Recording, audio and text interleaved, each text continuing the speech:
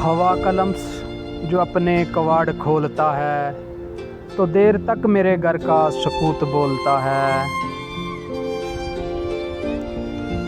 हम ऐसे खाकनशी क्या लुभा सकेंगे उसे, वो अपना अक्स भी मज़ाने ज़र में तोलता है।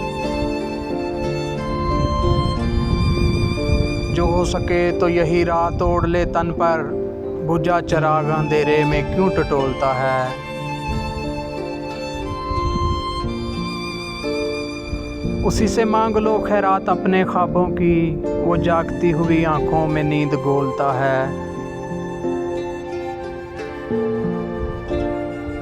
सुना है ज़लज़ले आते हैं अर्श पर मौसन, के बेगुनाह लहू जब सीना पे बोलता है।